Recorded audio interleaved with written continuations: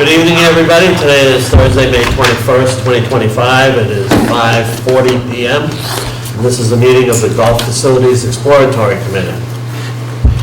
Gentlemen, do I have a motion to open? Make a motion. Second. All in favor? Aye.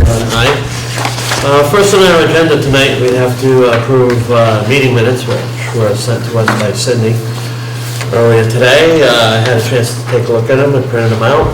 Everything seems to be in order. So if that be the case, any comments, gentlemen? No? Motion to accept. Motion to accept. Do I have a second? Second. All in favor?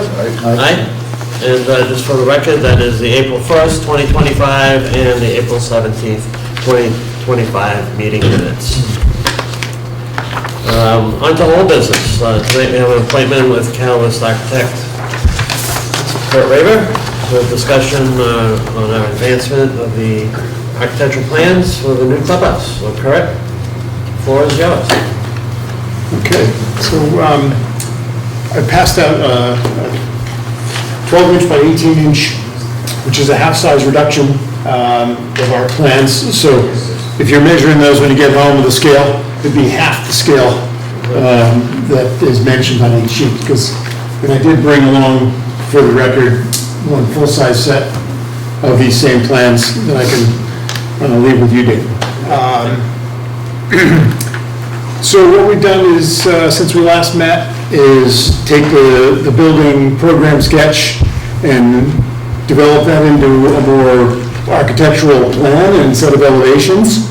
And then we've dropped that into the site plan, into the first location we talked about, just to get it on the plan and take a good look at it so people will understand its relative size, or potential size, relative to the existing conditions. And then we placed the cart barn over right on top of the cart staging area now. When I was on site last with Tim Garish, we talked about moving this sort of down the page or easterly a little bit to leave a little bit more room in between. But we can talk about that a little bit tonight. So I'll zoom in. Obviously, the cart staging area here is, and there's a place where we use stage carts now. I think originally designed as a kind of a cul-de-sac around this island, traffic island, which also contains some the septic components. And there's a bag drop there. The next version of this plan, we'll probably talk a little bit more about how do we move the parking closer to the building. Because we talked about last time, it's pretty far away now. And so we can extend these existing parking lines up in and through this traffic island if we wanted to. And by moving the clubhouse back towards the golf course, we actually create the opportunity to take what is this traffic loop now, which could be for cars in the future, and move the traffic loop for golf carts up into this area here. And I've shown just, roughly here, a new green island where in the front yard of the existing clubhouse plus half of the footprint of the old clubhouse, and then the new cart driveway between the cart barn and the cart staging area would be up close to the golf club. As we get closer to the building itself, I've created a couple of parking spaces here for people to park their carts at the turn. They want to go in and grab something at the snack bar or the pro shop. And there's a couple carts for somebody who, coming in real quick, just maybe to use the restroom and leave again in between 6 and 7. And then I've shown a wraparound deck with tables and chairs and umbrellas outside the footprint of the building.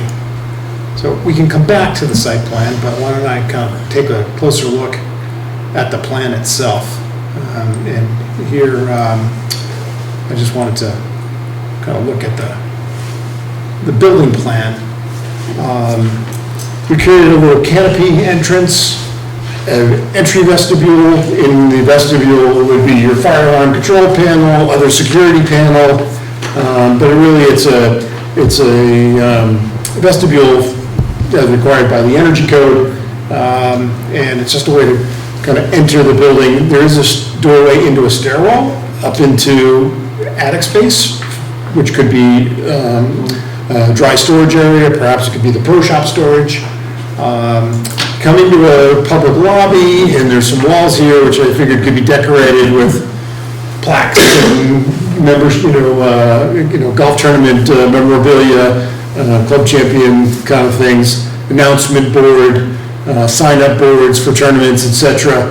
And then the corridor turns, goes past the restrooms on the left, and you can enter the pro shop on the right. And so the pro shop has a corner kind of cash wrap, check-in desk where they can view out to the golf course and out to the staging area to kind of see what's going on. Display area, and then I have the two office spaces that we considered in our program statement for the golf pro, where he runs the shop, and then an office for Dana. And we just kind of kept pressing these things together to try to get them down to that 3,700 square foot area. And then as you come down the hallway, turn right again, you're in that indoor dining room, which has a 12-foot long bar, walk-up bar service, and that's a pass-through also from the corridor back into the kitchen. In the kitchen, we compressed a little bit, but I did kind of go a little further and take some other kitchens that we've drawn and say, what's the essence of a kitchen for sandwiches, burgers, and fries, and what I understand your operation to include. So I did a hotline here, which would have 2 fryer-laters, 6-burner stovetop, and a 4-burner or 2-burner griddle. And this is, perhaps a warming oven, like a big Blodgett oven. It's all underneath a 12 by 5-foot hood.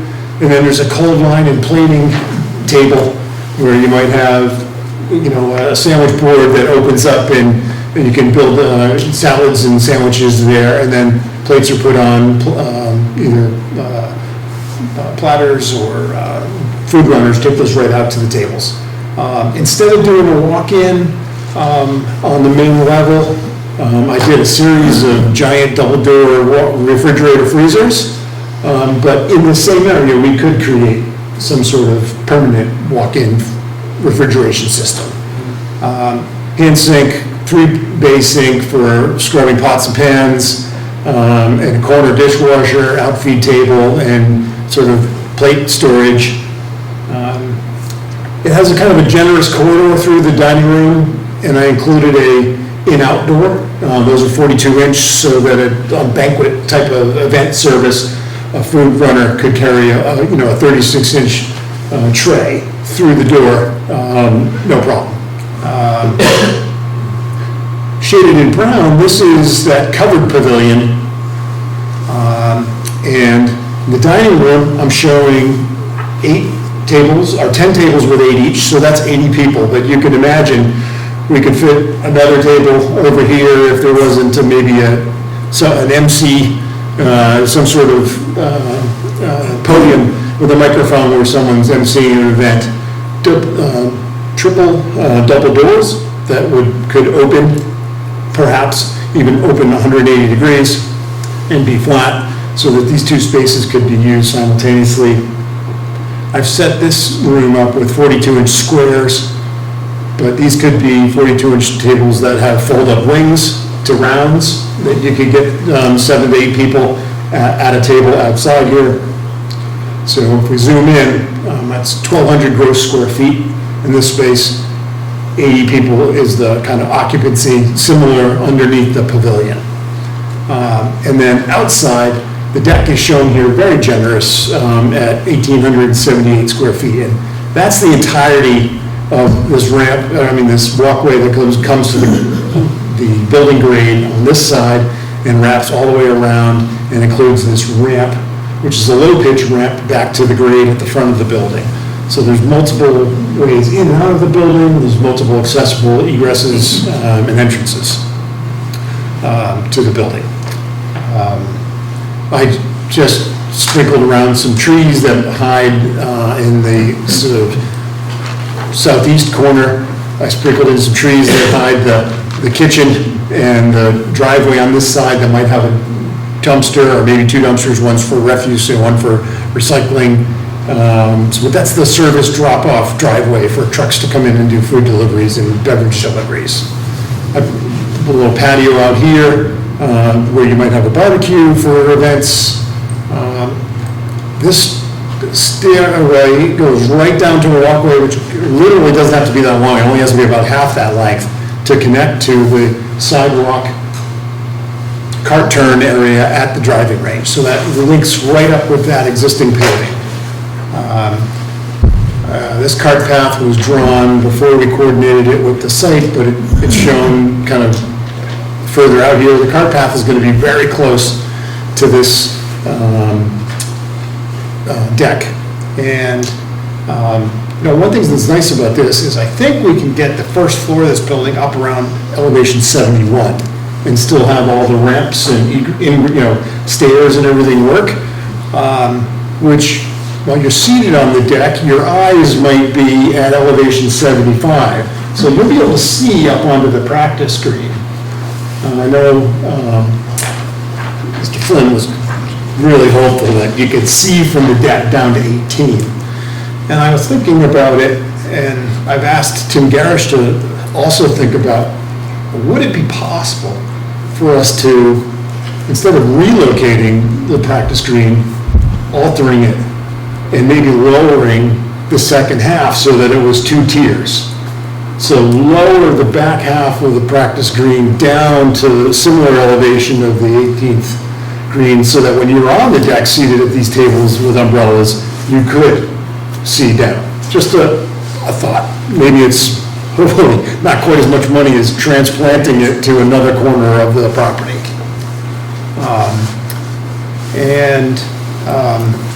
So I've squeezed in here a janitor's closet, a dry storage room. The stair does go down to what I would hope is a basement underneath perhaps the kitchen and bathrooms.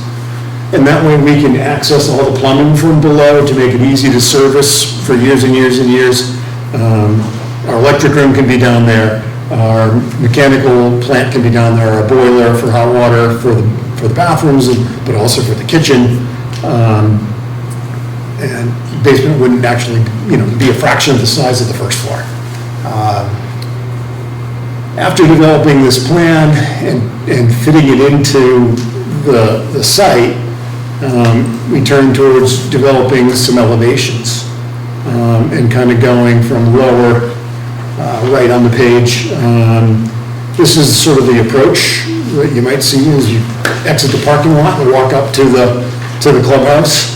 So we've kind of created a gable over that entrance, and the building in the front we've shown with clapboard, or perhaps it's shingles.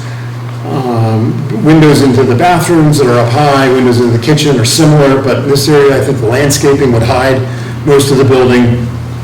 Around this side is the ramp that goes up to the back deck. And then in the back, with the vertical plank siding, is what I call the barn, and that's the dining room and covered pavilion. As we kind of go up to the top right of the page, we're looking at the north elevation. The ramp comes up the side of the building. You arrive at that deck that wraps around the dining room. The 3 gray arches here are the entrances into that covered dining pavilion. So imagine if you're coming from 6 and you want to stop and park your cart right here, you could run in and use the bathroom, grab 2 more cans of transfusions or Cokes or whatever you like, and carry on. But there's also tables out here, so on a day like, well, a little warmer than today, but with threatening rain or whatever, you could still enjoy your lunch outdoors. Or if there is rain's coming through for an hour and all the golfers come in, they can all hang out here wet and still be undercover. And then slip right into the hallway and into the pro shop. The restrooms are right across the hall from this.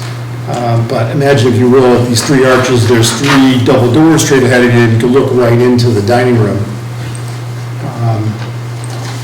Top left of the page is the back of the barn facing the golf course.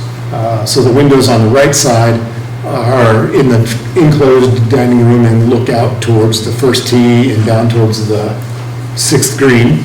And these 4 archways on this side look out towards hopefully 18 and the practice green.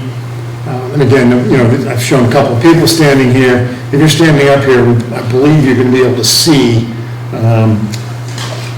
for sure, watch people on the practice green. Whether you'll see somebody putting on 18, we've got to do a little geometry there. On this upper, or the larger barn structure, we're showing a cupola, just for some, agricultural character. And then finally, the lower left is the left side elevation or south.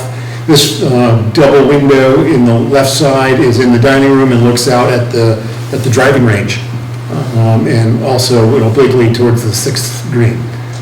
An egress door out of the second means of egress out of that room. This is that patio where the barbecue might be, and also a back door for deliveries into the kitchen.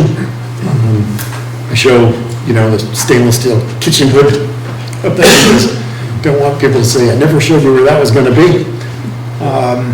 But so that's the concept elevations of trying to make this building feel approachable, make it feel agricultural, and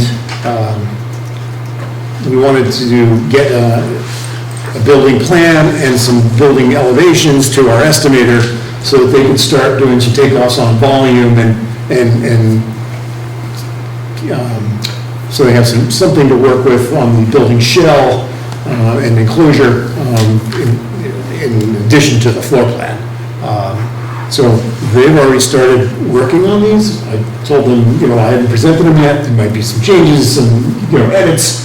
Something might come back as a revision or more preferred, but I wanted to get them going. So we're concentrating on their takeoffs on the plan, and they'll start on the elevation soon.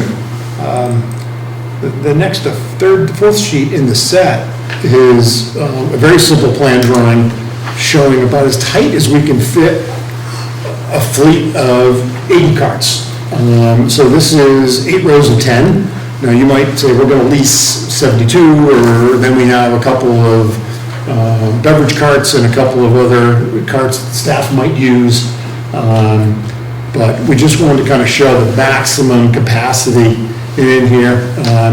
And above each cart, we're showing a little square. So there would be a shelf dangling from the ceiling above, and on that shelf would be a charger. And the charger has approximately a 9-foot cord, which would come draped down through the windshield and plug right into the battery system under the bench seat. I had the opportunity. Which vendor do you work with? It is with Alex? Yeah. Yeah. So I got to meet Alex a couple of days ago about another potential project, and he just happened to be there, and I was there. So he gave me a whole bunch of information, and we talked a little bit about this. I did ask him about the concern about temperature. And he said their new lithium battery carts are good until about 20 below, and 140 degrees Fahrenheit is the maximum temperature for storage. I said, well, I don't think we're going to get there in Acushnet. What do you have for walking space on the outside aisles and in between the carts? What is that approximately? So these carts are about a little over 4 feet wide at the back. So we've got about 30 inches on the side, and we're showing about 8 to 12 inches in between, and then we've got 18 inches between these, so somebody can walk down in between. In other locations, we've painted lines on the floor, just like parking spaces, so that your cart people will know exactly where that cart needs to be. Because the worst thing that could happen is somebody parks the first car in the wrong place, and then they all end up hanging out the door. That would never happen. It takes a couple hours to move them all 18 inches. But this is a 48 by 90 building, so it could be 50 by 90, probably for a very similar price to 48 cents. So we just wanted to kind of get the square footage as tight as possible. We've got 2 exit man doors. We've shown 4 overhead doors on each end, so that there's a lane for, two carts can pass through. Depending on the type of building we specify, whether it's wood or steel, we might be able to make these doors a little bit more generous. Certainly when you get the first 2 carts out, it's easier to maneuver the second and the third, or third and fourth. But if it's a wood building, we'll have a certain amount of structure in between. If it's a steel building, then the jambs could probably be, only about 8 inches apart. We're showing 16 inches apart, these doors. So we're hoping we can make the doors a little bit wider so that there's no flow problems. Again, if we were able to stretch the building length a little bit, and the site does afford us extra room, but we can make that call sort of at the next level of design.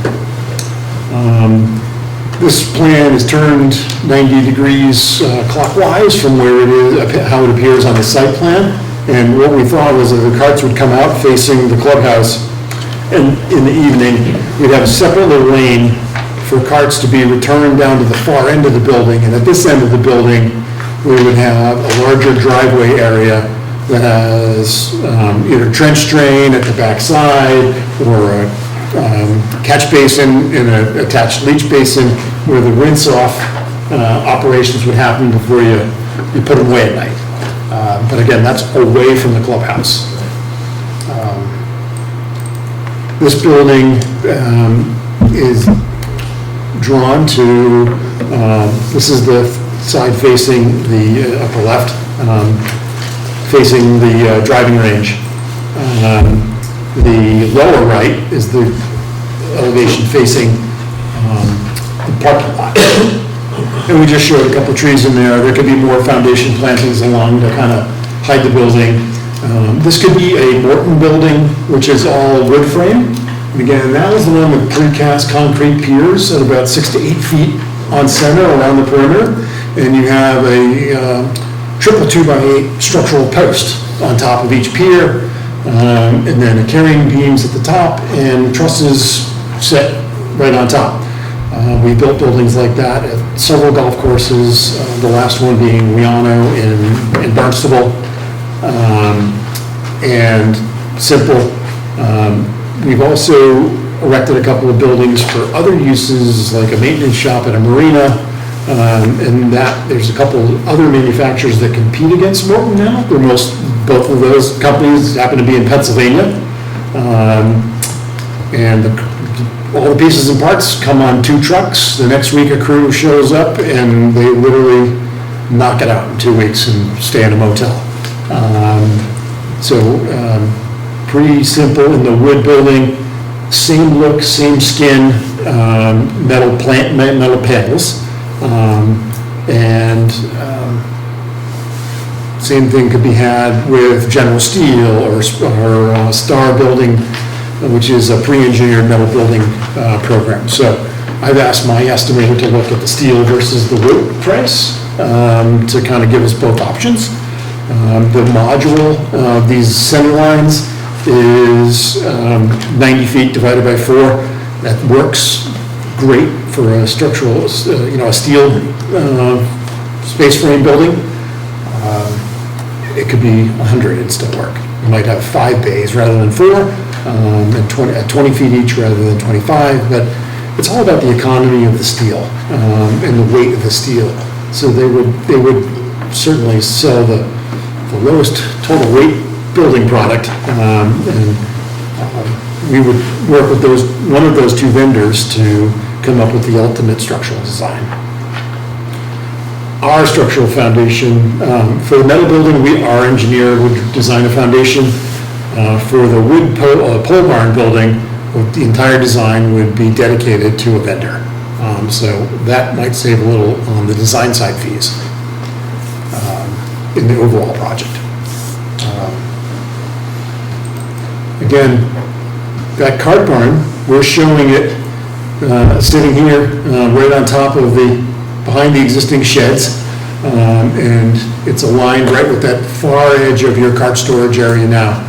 We can move it southerly or down the page a little bit to get away from these trees, but Tim Garish loved it there because these trees will protect the building and the people coming out of the building on carts from any stray balls off the range. Again, the red is just showing the footprint of the old clubhouse. And I think I had it. The deck goes the full length, right, Dana? Doesn't the deck? Yes. Yeah. My guy didn't trace it because of the shadows or something. I don't know how he just remember.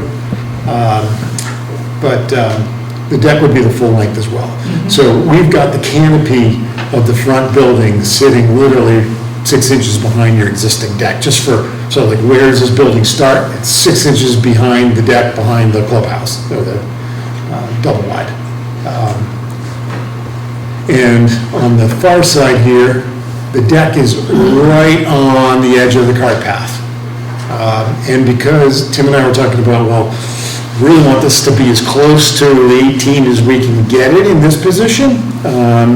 So we propose to move the cart path over, and maybe there's a retaining wall that happens there.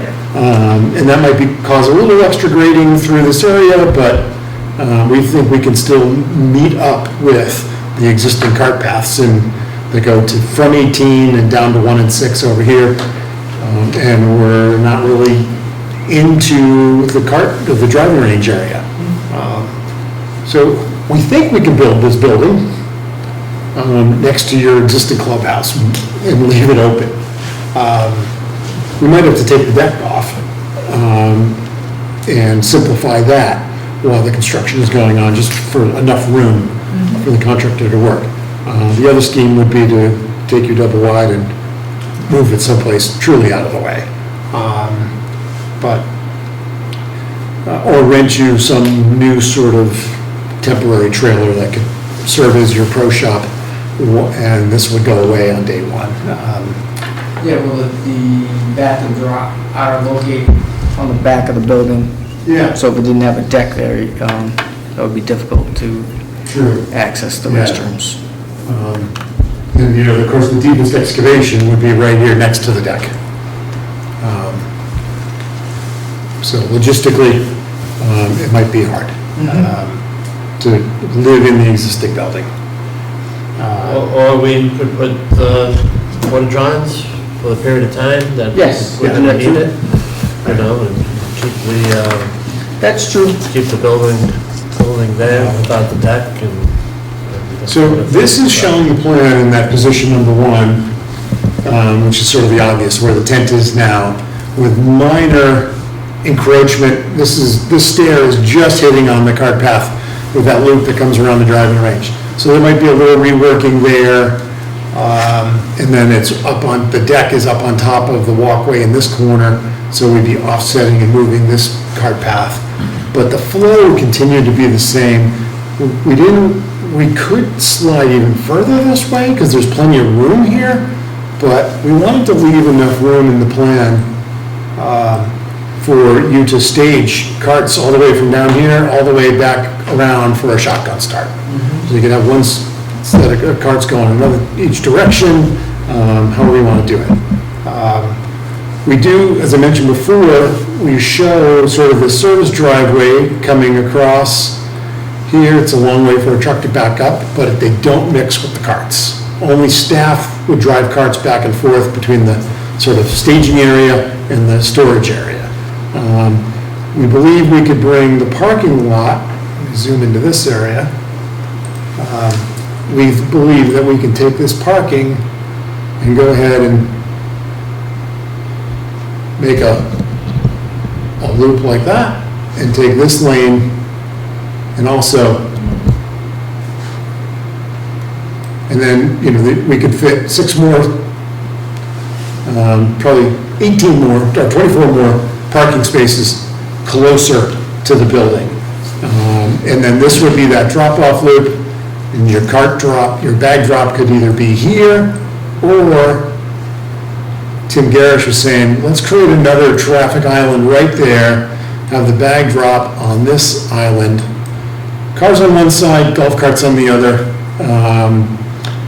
and, I think that's a great idea, and even extend it all the way so that carts can't exit to the parking lot, Right. and that was a concern of ours. And then we might, on this upper side, go ahead and create the sort of requisite for handicap parking spaces, just so that they're immediately adjacent to the front door, as kind of code requires. But Tim's working on that now, and we'll fill that in with our cost estimator. We'd love to make this parking lot expansion part of the project, but quite honestly, it could easily be deferred and added at another time too. How much of the septic do you plan on redoing, or you're driving all over it now, so Well, how much of this is? The pump components are in this island. We're hoping that we can come up with a design for that island that adds parking spaces closer, that doesn't disrupt that. And where the clubhouse is going to be uphill from that, we believe we can still feed by gravity from the clubhouse, from the kitchen and the bathrooms, even the basement space down to that pump chamber without lowering it or relocating it. No, if it really was in the way, it could be moved closer to the building too, because it's just another expense we'd like to stay away from. What, there are pumps in there? There are no pumps in there now, right? Are the pumps down below Steve's place?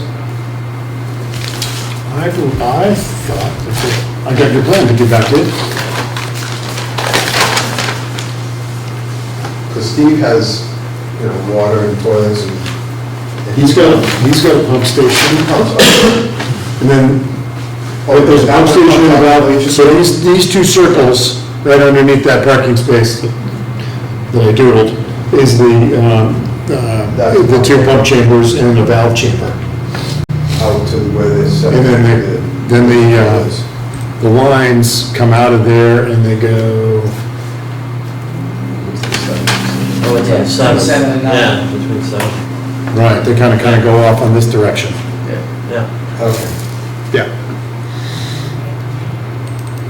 So you have access to that. But that would really keep the cars and carts and trucks for deliveries separate.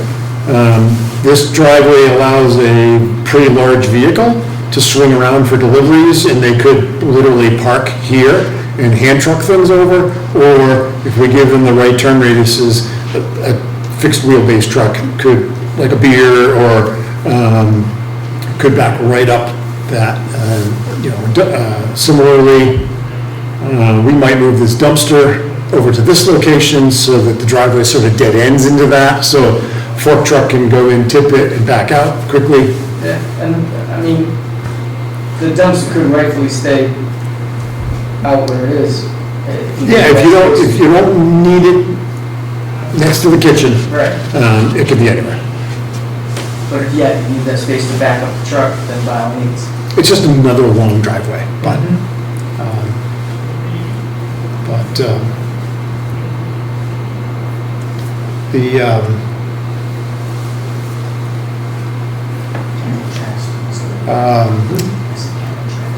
the clubhouse, I had the number in my head earlier. It's a little over, it's about 3,900 feet enclosed, heated, conditioned space. We're trying to get to 37, it's 39 right now. If we zoomed in on the plan, and we made this corridor 6 feet instead of 8 feet. It would be a little tighter, I think 8's nice, but we could squeeze a little space out of each room and probably get to 3,700. But, you know, we have a little extra space in this corridor where we have the blind corners into the bathrooms, which is nice rather than doors directly in. Yeah. The bar's got a little extra depth in it. And, you know, maybe the kitchen could be pushed in a couple of feet, so. And the pro shop is, I was looking to get kind of a nice corner with plenty of glass in it so that from the desk you could see out to the golf course and see the flow of traffic, and we could nip-tuck that and make that a little smaller. So I think we can get back to 3,700. This is 3,900. And then this canopy is another 30 by 40 kind of open. And that's really just a roof. It could be on a slab and grade, it could be on a deck. But it is key. Yeah, right, it gives you dining under a roof for 160 people with the right table configuration. You know, these squares could be put together into rectangles, you could put round tops on square tops, and it would work. The deck, as I mentioned before, is quite a bit area, that could be pulled back a little bit. These umbrellas are, you know, meant to go through a similar four-top table.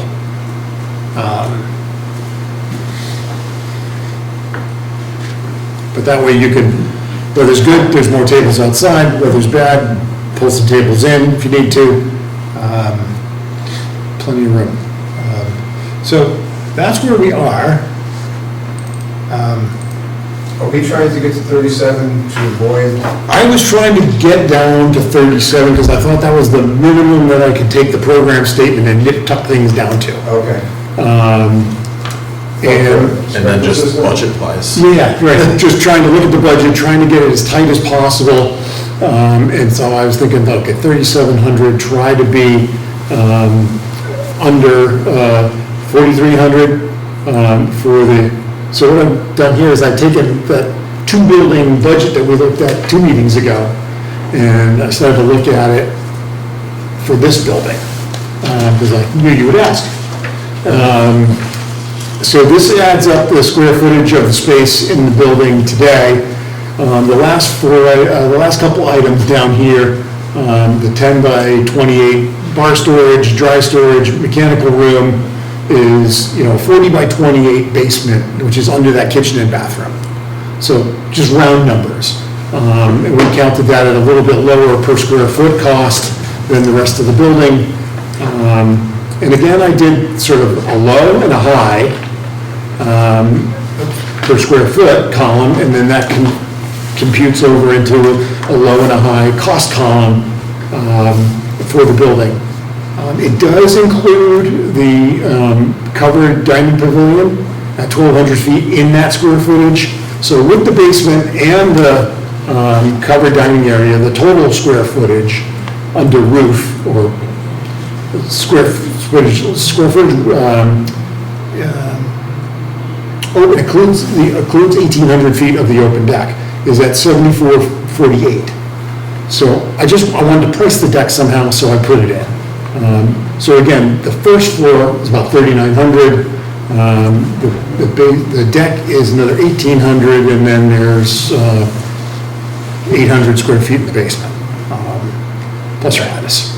Those cost per square foot numbers are a lot lower than you kind of first showed us. Yeah, well, what I tried to do in the low column was to get, how low does it have to go to get to the 3.5 number? The all-in $3.5 million budget.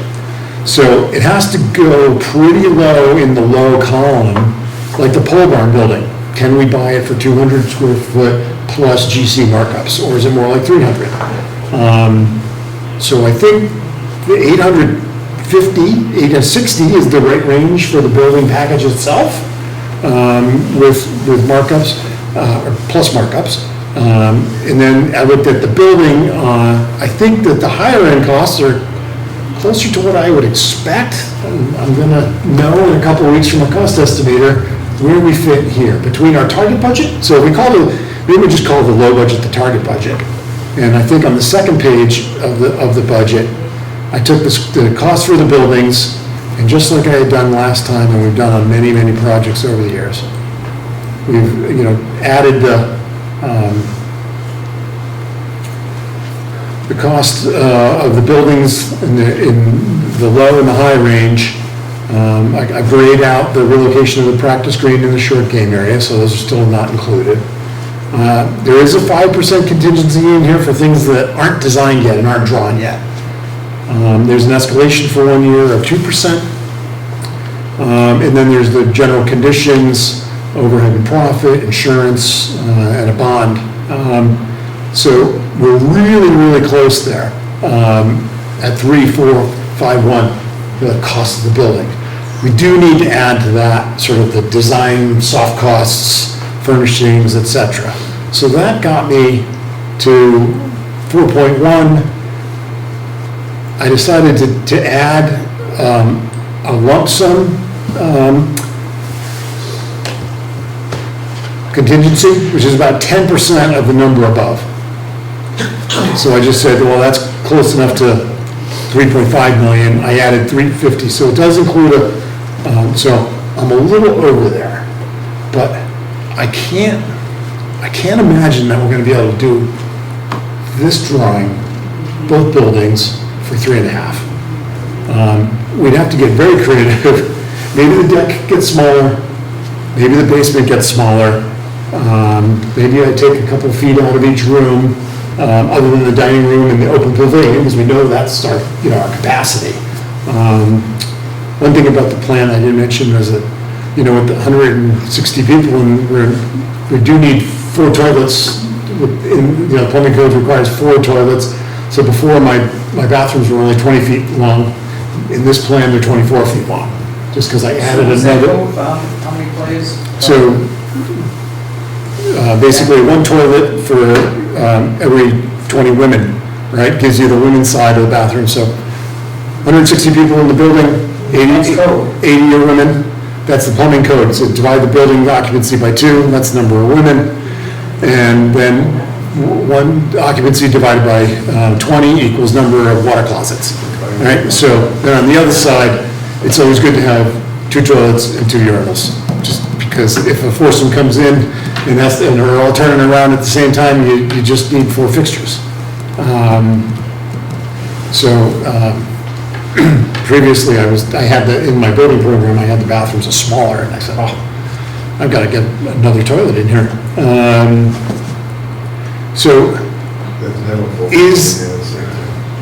Do we keep paring the building down, or do we try to fight for 4.5? I don't know what the right answer is, or ask for, or recommend 4.5 million. I think it's very doable at 4.5 million. I think it's going to be increasingly difficult to get it back to 3.5 million. But I want to let the estimators do their thing and report back to you on that. And as soon as they have some numbers, I can share those via email with Dave, and he can distribute. Spread them out. Yeah. And then the larger column was me in the first page was, what can I do to tighten these things? What's sort of my gut telling me on the high end for the building? So I'm not really looking at where we're trying to go, but looking like, what would this be in its most conservative, if you had everything you wanted in the building, number, in terms of fit and finish, and could bidding in the public realm a year from now or a year and a half from now be somewhere like this? And I think we're going to be somewhere between still, but I just wanted to kind of show conservative worst case number, and so that was just over, call it 6.3 versus 4.45. The mean in there is 4.9, just under 5, because I always like to take the average of the high and the low. So, like I said, we've taken the building program, fit it into a plan, right-sized the bathrooms, showed a generous corridor, I've shown the indoor dining at 80 people, the outdoor dining at 80 people, plus the deck. But the deck could be simply a passage around the building too. We can leave room for the deck to be added another day. So I just wanted to kind of say, this is the plan that I think makes sense for what we've talked about you needing and would like to have. But unless the estimators kind of say, yeah, Kurt, we can do it for 300 to 400 a foot on the lower end to get to that number. Now, I haven't told my estimator I need to get to 3.5. I just told him, you know, give me a budget conscious number and a, conservative number. And he'll probably give me what he thinks it is and percentage that it could go either way. I've told him, assume, carpet tiles in the dining room, vinyl plank throughout the rest of the space, so it's not super, it's easy to maintain. Right. Easy to change out if you had to. They'll probably carry ceramic in the bathrooms. And then I told them at the pavilion right now, just carry it as a slab on grade. We can stain or polish the concrete or something like that. And then the deck is the deck. Would be pressure treated frame with a AZAC type of deck surface that you could power wash. So that's the sort of basic information that we've given our estimator. He's going to come back with some assumptions and things that we'll review and nip and tuck at. But I'm hoping that he can guide me closer than the data that I'm pulling from other projects to kind of come up with these per square foot averages. And that's really what I'm doing, is I'm taking other public projects that we've done and saying, well, this is most like this building and we paid X for that. So that's where I am. I expect the estimator to be working maybe another, he's got the holiday weekend here. He told me he was not going to be around much, but so I expect hopefully in like 10 days we'll have something that we could come back and talk about or share, or we could even meet over Zoom, whatever you want to do next.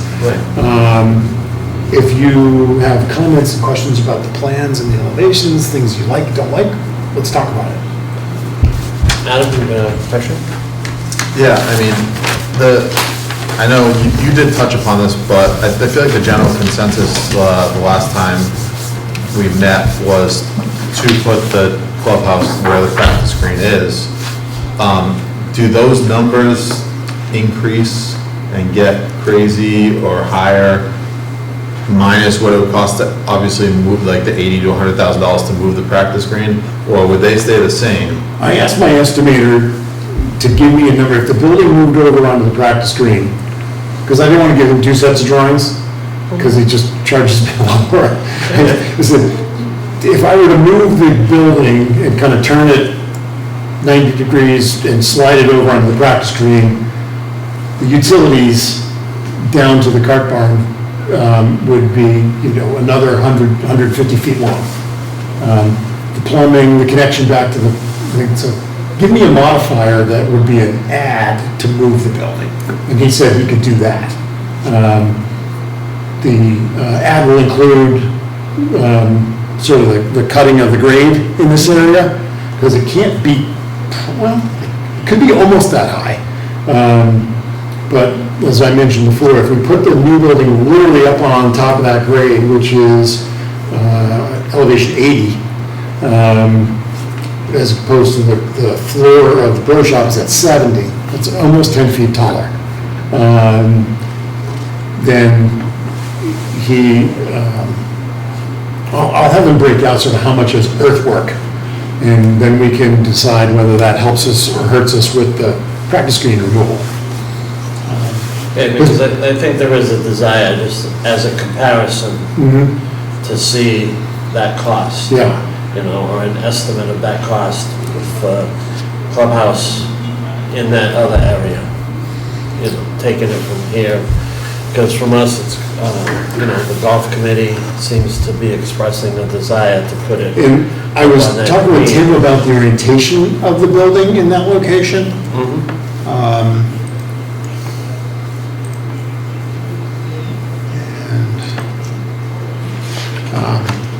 Let's see.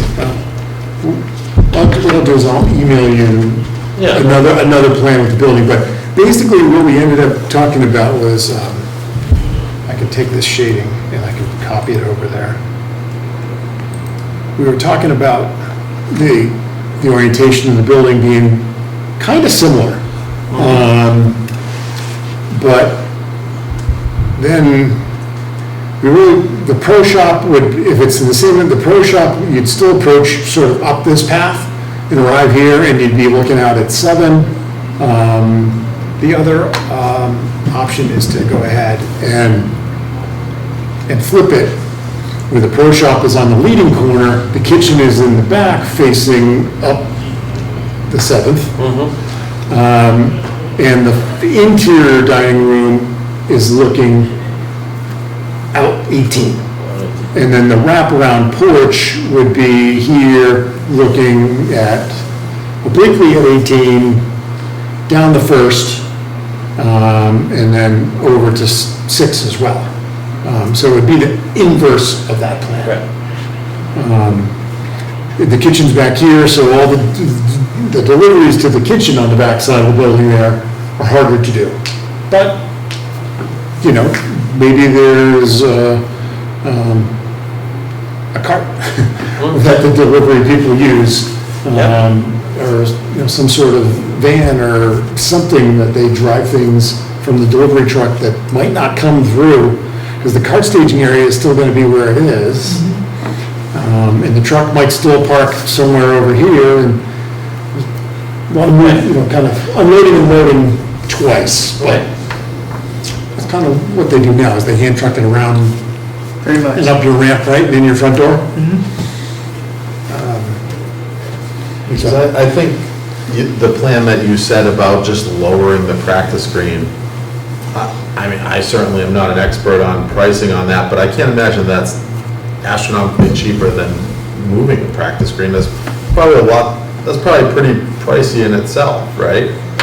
Yeah, So- and it also kind of depends on the phasing of things, right? If the screen has to go first, maybe that is the first thing that goes.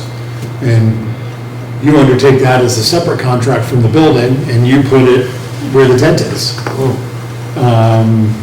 before the contractor starts the building. That's an option, so that it's useful to you right away. And also, moving it and growing the grass, I don't know if that must take at least a half a season, or maybe a whole season to rebuild it, plant it, make sure that it's playable. Right, exactly. And there's time. You could potentially even start a smaller temporary practice green well in advance of this project, I would imagine, to just get something for people to use, right? I mean, that way there's something, while the new one will be growing and maybe not usable yet, there's, just something half the size of this room or something like that to just kind of, but, that would just take a little bit of, advanced thought on it, yeah. Tim's other thought was, again, the inverse of the building in the pro shop is on this corner, looking at one, is because it is up 10 feet. Could the pro shop, if we turn the building 90 degrees so that the covered pavilion and the dining room were looking down 18, the pro shop could be at the basement level, right at the driveway level, and you came into the building and then went up for dining. Yeah, but then aren't you looking at sprinklers and like the whole handicap accessibility and all that stuff? I was gonna say, maybe not sprinklers, because we could still be well under 7,500 gross square feet. Because the open deck wouldn't be a sprinkled structure. but the upper level would get smaller, the basement level would get bigger. Pro shop would be walk-in grade, and, well, at the play level, there would need to be a lift. Accessibility becomes an issue. Because you would have internal stairs for staff to use to go up and back and forth. So is operations on 2 floors? Okay. You know, the pro shop is at 1 level, and food services on the 2nd level. That's a Dana. Probably not ideal. Yeah. Right. I mean, how low can we go on the excavating the putting green? I mean, I know we don't know that now, only because of possible ledge, and, Yeah, if there was, maybe your superintendent knows a little bit more about the subsurface conditions underneath, but even if we did a test pit on the back side of it and figured out if there was anything, maybe we lower it halfway, and we take some of those spoils and we create an elevated yard out in front, where there's room for people to either drive up to that level, or walk comfortably up the grade to that level. So maybe there's a meeting in the minds. The other thing Tim Garish was saying, if the building could slide a little bit this way and we took down some trees, then where we've lowered the green, we're taking that, filling that area, building comes down to 75 instead of 80, it's only halfway up, and then it's back to that 1 level And building. you stated there's plenty of space Yeah. in that whole area to do what needs to be done. And if there's ledge there, then maybe we're looking at, the kitchen wing comes out a little further for the bar storage, and the pro shop and dry storage goes into the attic level, and there is no basement. So taking a bunch of trees out, regrading that area is a real possible scheme. And I could have Tim draw up the grading around that so that our estimator could do a quick look at the balancing of the grades, import-export analysis. How much would have to come out of there, where would it go? Tim's a pro at that, so I'll charge him with citing the same building, rotated like this. If we could see something like that, Good. but I anticipate there being more money, because we're gonna have an added cost of Yes. all that excavation work and infrastructure Tim work. Garish, I threw out 60 to 70 for the moving of the green. He said, no, more like 90 to 100. Okay, So even if we took this budget today and added 100 to it, Right. maybe that's the difference. right. Plus the connections of the utilities. Well, you're right, and then you're So gonna maybe have that's another 20 or more, 30,000. and some more parking lot, how we're gonna work our way around the building. Because now, we're not gonna have the clubhouse there anymore. It's gonna be up over Right. on the putting green. But the parking can get much closer, or the parking comes to where we've shown it now, and what was the tent and the clubhouse becomes that short game. Yeah.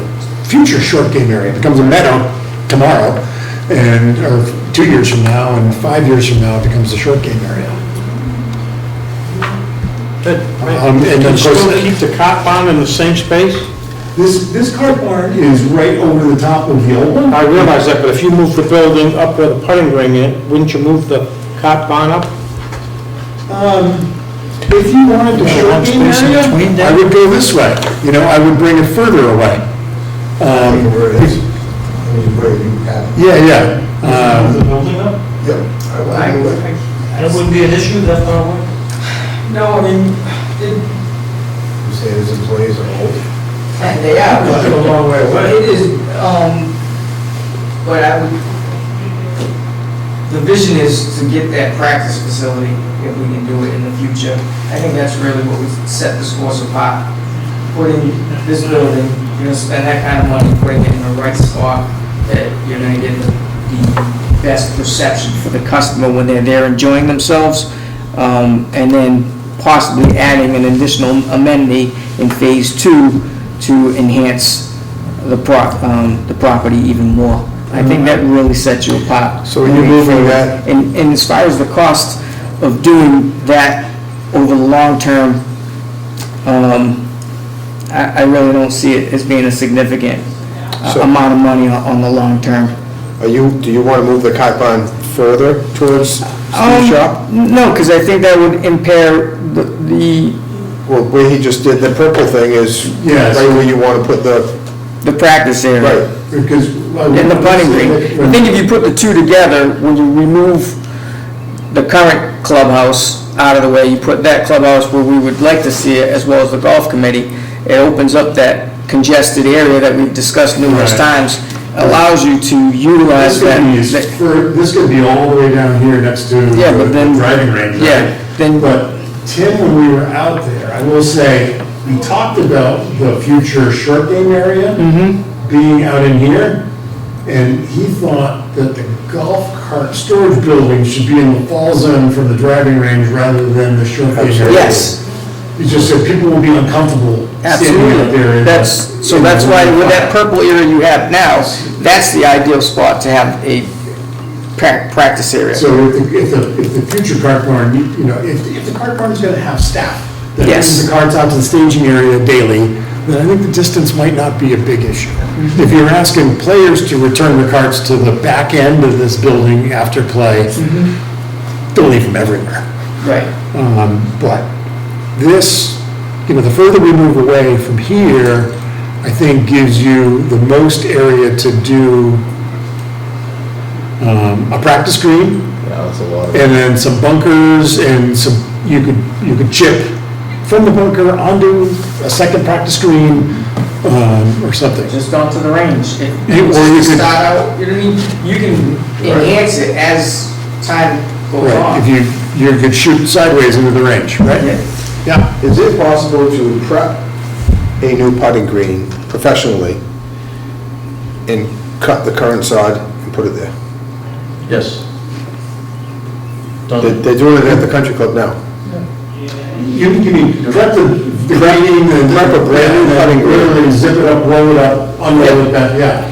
Cut it, stack it, right? Put it Put it right on a down. pallet, is that what they do, Rich? Yeah, if they're reusing the subsoil and the drainage layer and everything underneath the green, and they've got to roll it up and stage it over here for a week, I don't know what the success rate is of No, I would saving the say- sod, but, Just prep a brand new putting green and then cut the current sod yeah. and put it down. However many days you have to wait, or that Do that all same the day. time. Right, that's what I Do thought. that all the time. That's exactly what I thought. Just think of a sod nursery, that's what they do, right? Correct. I Absolutely. think almost every respectable golf course has a nursery somewhere to I make think- players. They haven't had one in city. It just takes a couple weeks to sew in. Yeah. I mean, I know this is an $90,000 project to rebuild a putting green, Yeah. but to me, prepping it is key and probably very costly. Right.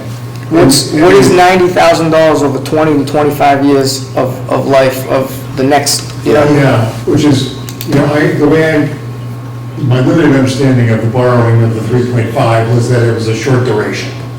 Right, so. Yeah, that's good. And manageable given the revenue that the club generates. Obviously, if we needed to borrow more money, they just gotta open the window and let you borrow more longer. If we can convince people that that's the right thing to do. If you're looking to do this as a government project, it's probably not the right thing to do. If you're looking to build your business and establish your market share and maintain your leading position that you currently worked 23 years to establish as the last guy on the block to be in the leading position, then that is, what we're suggesting is the right way to go. You agree? And, you know, part of the argument for the second scheme is that this will bring more visitors and drive more Correct. business. And you can charge more money as you're a better facility and you have better amenities, your food prices go up, your rounds go up, and you keep the Yeah. draw, as all these other courses fall Not by an the expert wayside. in that one. Leave that to you, Dave. So, There you go. good, Dave. To kind of crunch the numbers, right? Because, I mean, that's a really big part of the argument is when we go to the select board and show them our two schemes and tell them we prefer the purple one. Right. Costs more. How much more? How are you gonna pay for it? Well, I've got Dana with me. That's the process that's gonna happen. Yeah. Exactly. So, I'll crack the whip on Tim to have him finish the second scheme, site scheme. Okay. Obviously, the orange one, the yellowish one here is the least disruption scheme, I'll call it, right? The low impact scheme, and then there's the high impact scheme. Yep. And with a little bit of grading from Tim, I think my estimator can balance the grades. So we don't have this huge export or huge import of soils from our limited construction site. We'll use everything here. And then the parking, I think the same improvement of the parking will be the same for both schemes. Because we'll just, and then as you arrive and park, you'll pass through the practice area and by the practice area. It's be part of your arrival path. Watch everybody Which is doing it. a great arrival, a presentation, you know? You walk in, you see perfectly manicured practice area, people chipping and practicing their game as you enter a new clubhouse. And if you park and somebody helps you load your clubs onto a cart, you drive the cart up, right? Probably. And what, I know it's probably not a great expense, but there's no relocating the current clubhouse. Right, and stay right where it is until you move. Right. I mean, Agreed. even though it sounds kind of frivolous, but that's It's a important. piece of the puzzle. That's really big. And you know what? That's the cost of the putting green. Renting another 10 or 12 by 50 trailer as a temp pro shop with a couple of heads in it for a year or 16 months will cost you $100,000. Well, I actually spoke with Mr. Cesspool not too long ago on one of their, Fancy trailer? Right, I got the fancy one. yeah, Right. and this is just the restrooms, men's room, ladies' room was like $13,000, and it wasn't cheap, no. For what period? I rent that one for 3 days and it's $2,500. There you go. Yeah, so it's easily $100K for the year, even if you got a good deal. Yeah, You stay there. So, that's the putting green right there. That's the price. Right, so there are financial factors that still need to be determined on, you know, to come up with the final. So our low impact scheme has to have a line item for temporary conditions, which is temporary facilities, which is an office trailer and a restroom trailer. For, maybe it's only 12 months. Yeah. A year. Okay. I think it can be done. And gentlemen, if there's any comments that you have after looking at the plan and taking it home and thinking about it, that sort of thing, you can email me. I can pass it on to Kurt. Because there's no open meeting law violation if any one of us speak. Right. And, you know, anything that we can think of in the next week. I mean, overall, just looking at it briefly, I don't really see any really abundance of extra space or anything. I mean, it's pretty simplified. We've kind of dialed this thing back as, you got basic essentials here. You got the pro shop, a kitchen, a dining room. There's space between these tables. There's enough to get up without kicking the person behind you. So, you know, could we pull 2 feet out of the width of this? Yeah, we probably could and still get 75 people in the room. Technically, you know, the building code is 15 square feet per person. But do you really need that with big round tops? No. If you have lots of little 4 tops, you do need all of that. So if you shave 2 feet off of space, what's that generally overall for? The building's 88 feet long. Sorry, that's with the deck, it's 80 feet long. So 2 feet off is 160 square feet, right down to that 3,700 number. Cost savings approximately? Yeah, a couple hundred, many thousands. But I think we get the estimate, and my guy says, you're not doing this for 350 to 450. Right, yeah, that's We're key. gonna be We fine gotta wait with for that, that. I think I'm gonna squeeze this again. Right. I'm just gonna pull every wall in a foot. Yeah, right, exactly. But let me ask this, do we get to a point where we're being penny wise and pound foolish by cutting things that, Yeah, right, because this is a 30-foot I agree, room. I think yes. Is a 28-foot truss is probably the same exact cost as a 30-foot truss. Right, so it's a little bit of floor area. Like, these two rooms are a slab on grade, so it's really just a concrete floor. Sure. Over a foundation wall and a simple wall and trusses. So it's, these two bigger spaces is not where I would try to crush the I like your design the way it is, I think it's efficient. I think when we start cutting more, then we're taking away from the building. The experience. Yes, What we're trying to accomplish here is that. and I think you have enough freedom with the space that you have there, that 8-foot car, we'll say for instance, that it gives you enough space. I think we start to shrink things, it becomes a And you little know- too small. down the road, if you start selling out 120 seat events, we can move the wall. Literally can take the wall out one winter and move it over, and you'd have 3/4 indoors and 1/4 outside. Right. And you can make that decision the day before we build in this design. And that wall can be, this wall can be anywhere, No, I like it the way it is. if the budget's right. More inside space, more lighting, more air conditioning, a little bit more load on the project, but it's this long sausage, and we can cut it where we want. So, if we have, say, budgetary concerns, we could also reverse that and put more outdoor space Right. at the beginning and make that bigger later. Right. I mean, it's, Not ideal, but we certainly could build this, leave the brown part open to the sky. And, Put umbrellas and tables up there. right, We have an and event. and build that later. Could be done.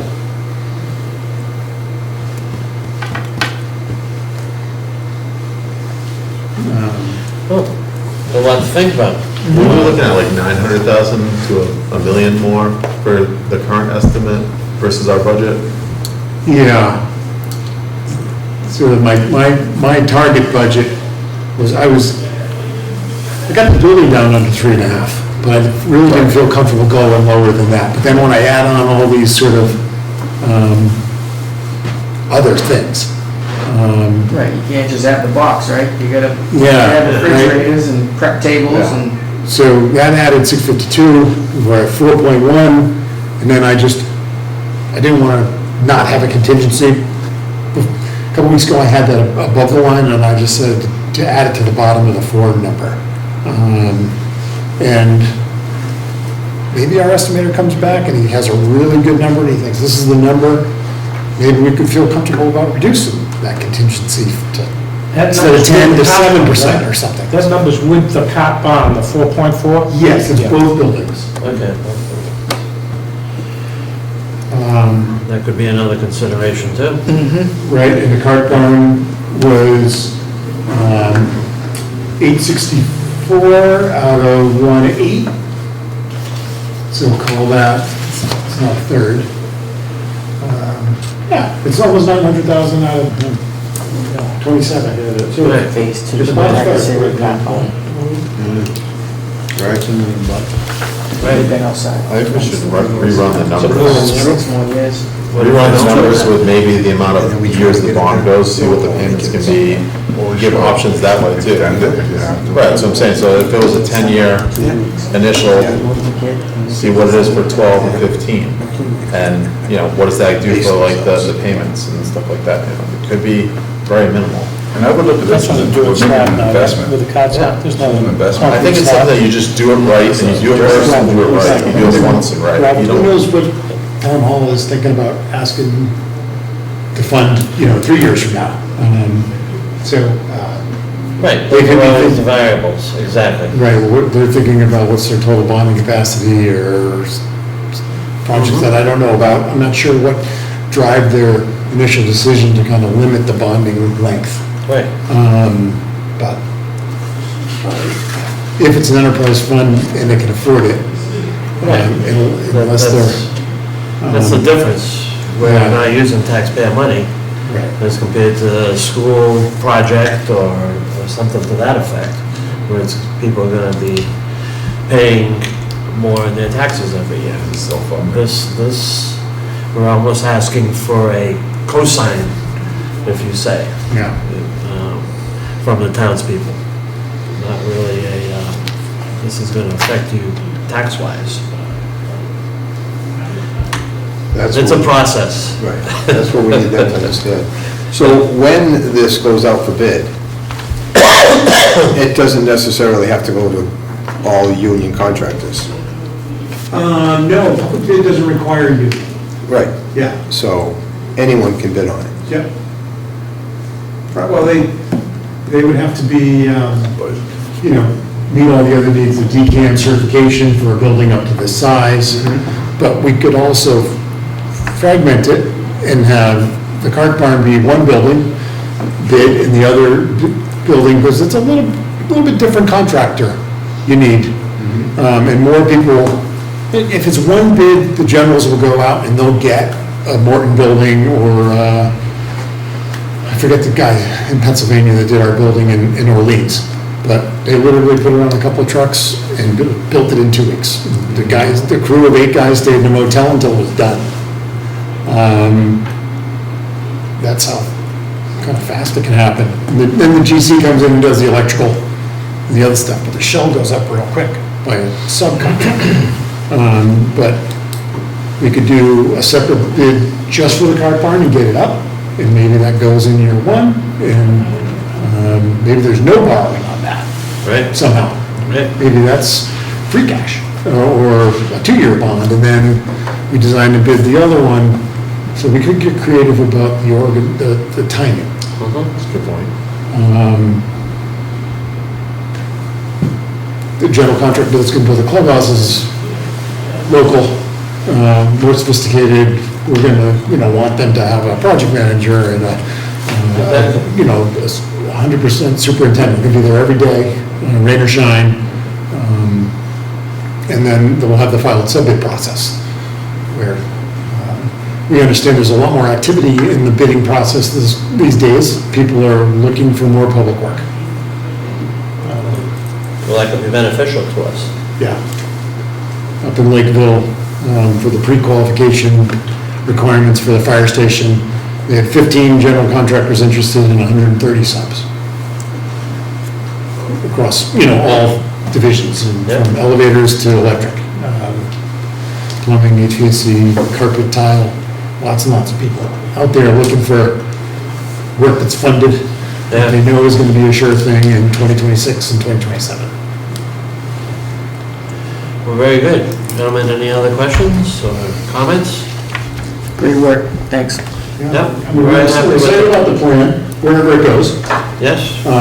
We think it's the right size building. And we can keep nipping and tucking at it as we need to. In the basement could be some stuff, and like I said, we're showing stair up into an attic. That attic above the pro shop is plenty of room for lots of shirts and golf balls.